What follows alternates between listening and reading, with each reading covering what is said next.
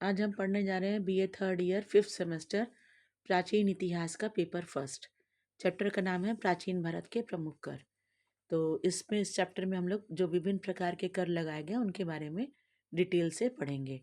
राज्य को सुचारू रूप से चलाने हेतु राजा द्वारा प्रजा पर विभिन्न सुविधाओं के बदले में और विभिन्न रूपों में कर लगाने का विधान प्राचीन अर्थशास्त्रियों ने स्थान स्थान पर इसे न्यायोचित बताया, यदि इसे उचित तरीके से ग्रहण किया गया हो तो। ठीक है। तो क्या कह रहे हैं कि राज्य को सही तरीके से चलाने हेतु राजा द्वारा जो प्रजा पर कर लगाए जाते थे, या सुविधा के बदले में जो कर लिया जाता था, उसको लगाने का जो प्रावधान है वो अर्थशास्त्रियों ने कहा कि ये सही है। कैसे सही है? कि वो सही तरीके से लगाया भी जाए। ठीक है। तो प्रमुख कर कौन कौन से थे? पहला आता है भाग कर। भूमि की उपज का जो षष्ठांश राजा को दिया जाता था वो भाग कहलाता था। भूमि की उपज का जो उपज होती थी उसका छठवां भाग राजा को दिया जाता था, और उस छठवें भाग को कर का नाम क्या रखा गया? भाग। ठीक है। राजा को यह भाग भूमि को सुरक्षा प्रदान करने के लिए दिया जाता था। अब भाग कर व्यक्ति देता क्यों था? क्योंकि राजा उनकी भूमि की सुरक्षा करता था। प्रत्येक फसल के समय यह वसूल किया जाता था। ठीक है। प्रत्येक फसल का अभिप्राय यह है कि अगर साल में 2 बार कोई फसल हो रही है, जैसे अभी आप लोग पढ़ रहे हैं रबी, खरीफ और जायद फसलें, तो अगर तीनों प्रकार की फसलें हो रही तो तीनों बार में दिया जा रहा है। अगर 2 बार फसल उग रही है तो दोनों बार दिया जा रहा है। ठीक है। राष्ट्रकूट राजा कृत्यव के अभिलेख में वर्णित है कि यह 3 बार वसूल किया जाता था। यानी कि उस समय रबी, खरीफ और जायद तीनों प्रकार की फसलें होती थी, तो राजा ने तीनों प्रकार की फसलों के समय में यह भाग कर वसूला है। भोग कर क्या होता था? कि राजा को समय समय पर प्रजा द्वारा उपभोग हेतु जो फल, शाक, फूल, लकड़ी आदि प्रदान किया जाता था वो भोग कर कहता था। अब देखिए यहाँ पर प्रजा ही कर दे रही है, लेकिन वो उपभोग हेतु मतलब इस्तेमाल करने के लिए दे रही है। और वो कर का रूप ऐसा नहीं होता था, बल्कि फल होता था, शाक शाक मतलब सब्जियां होती थी, फूल होती थी, लकड़ी होती थी, ये सब राजा को इस्तेमाल करने के लिए दे रही है। तो रूप बदल गया है। मतलब कर है ये भी, लेकिन उस कर का रूप क्या हो गया? वो कर है फल के रूप में, सब्जी के रूप में, फूल के रूप में, लकड़ी के रूप में, और इसको नाम दे दिया गया भोग कर। बलि कर क्या था? राजाओं को जो उपहार प्रदान किया जाता था वो बलि कर के नाम से। जैसे एक साधारण सी प्रजा राजा के पास कोई उपहार लेके जा रही है, तो वह भी एक तरह का कर ही कहलाता था। ठीक है। और उसका नाम था बलि। ऋग्वेदिक काल में यह जबरदस्ती न था। ठीक है। जबरदस्ती नहीं देना था। कालांतर में यह कर प्रजा द्वारा उत्पादित अन्न से अतिरिक्त कर के रूप में लिया जाने लगा था। ठीक है। ऋग्वेदिक काल में जबरदस्ती नहीं था, लेकिन उसके बाद में यह प्रजा द्वारा जो अन्न उपजाते थे उसके अतिरिक्त कर के रूप में ले लिया जाता था। ठीक है। मनु उल्लेख करते हैं कि प्रजा की रक्षा न करने वाला राजा जो बलि आदि कर प्रजा पर आरोपित करता है वह नरकगामी होगा।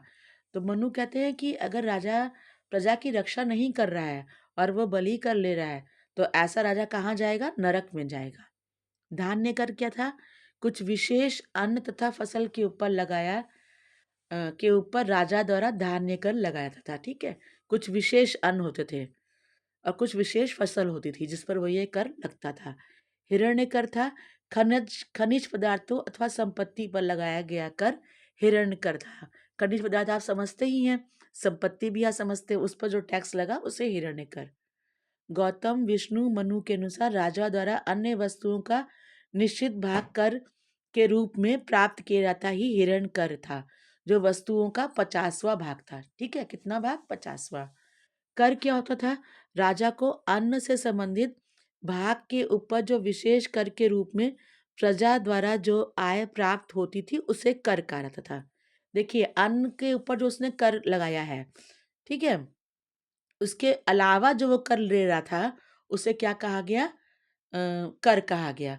पूर्व मध्ययुगीन अभिलेखों में ऐसे कर का उल्लेख किया गया है। उद्रंग कर क्या था? भूमि पर स्थायी रूप से रहने वाले किसानों से लिया जाने वाला कर जो था वो क्या था? उद्रंग कर। मतलब जो किसान एक परमानेंट एक जगह पे रह रहा है उससे जो टैक्स लिया गया उससे कहा गया उद्रंग कर। ठीक है। ऊपरी कर था जो लोग भूमि पर अस्थायी रूप से रहने वाले कृषकों से लिया जाने वाला। ठीक है, अस्थायी, वो परमानेंट वहाँ नहीं रह रहे हैं, कभी कहीं रह रहे हैं। तो ऐसे अस्थायी कृषकों से लिए जाने वाले कर को क्या कहा गया? ऊपरी कर। ठीक है, और ये अनिश्चित कर था, मतलब कर की जो दर थी वो अनिश्चित थी। उद्रक उदक कर क्या था? सिंचाई के साधन उपलब्ध होने पर राज्य द्वारा लिया जाने वाला उदक भाग कहलाता था। मतलब सिंचाई के साधन राजा ने दिया, ठीक है, तो जो उस पे कर लगाया उसे क्या कहा गया? उदक भाग। यह एक तरह से जलकर था। अर्थशास्त्र के अनुसार नदी, सरोवर, तड़ाक, कुएं से सिंचाई करने वाला किसान राजा को उपज का 5वां भाग देता था। जो उपज होगी किसान के पास, उसका 5वां भाग किसके पास जाएगा? राजा के पास। अपने कंधे पर जल ढोकर ले जाने वाले को चौथा भाग देना पड़ता था तथा राजकीय नहर से सिंचाई करने वाले को तीसरा भाग राज्य को देना था। मतलब कितना कितना भाग देना है वो सिंचाई का जो तरीका जो जो अपनाया है, जैसे कि 5वां भाग वह देगा जो कंधे पर जल ढोकर ले जा रहा है, चौथा भाग वो देगा जो राजकीय नहर से सिंचाई कर रहा है।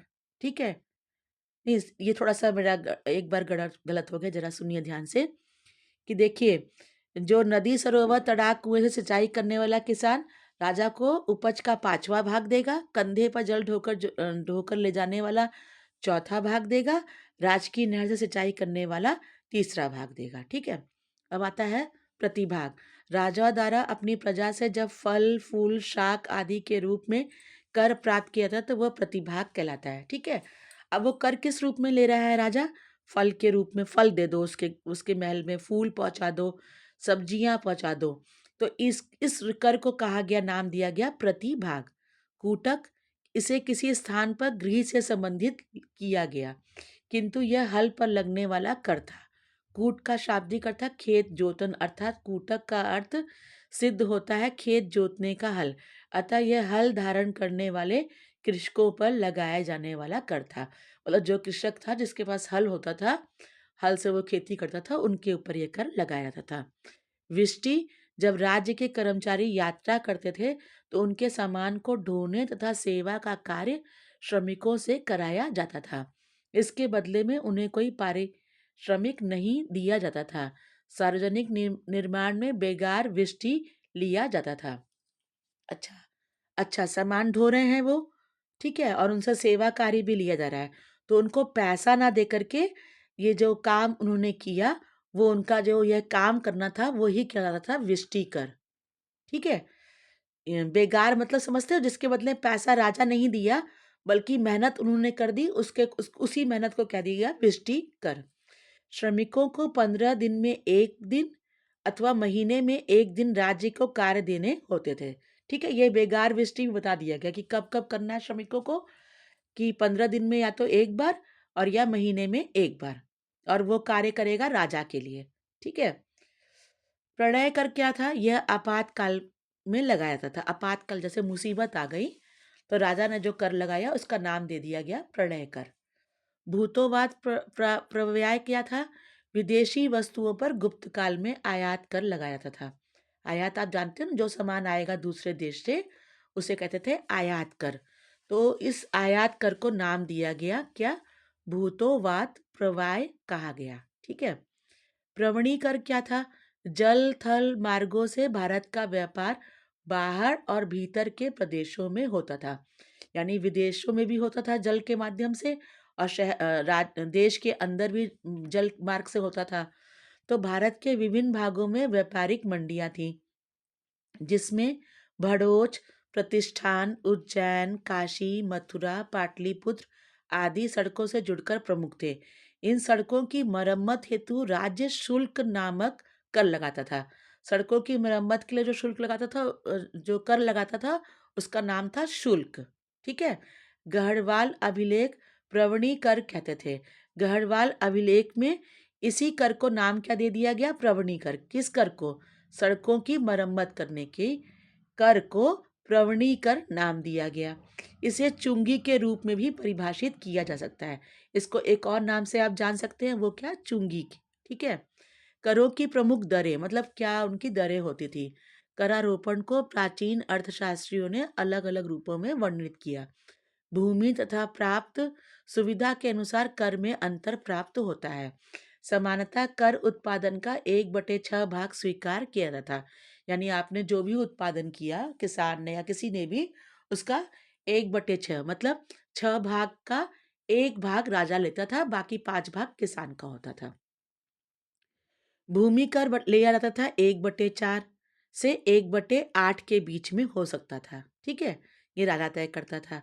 व्यक्तिगत उत्पादक जो सस्ती चीजें उगाते थे, उन्हें 1/6 भाग कर देते थे। सस्ती समझ रहे हैं आप, सामान्य सी चीजें। और व्यापारी तो वही चीजें उगाएगा जिसका व्यापार करके उसको प्रॉफिट हो।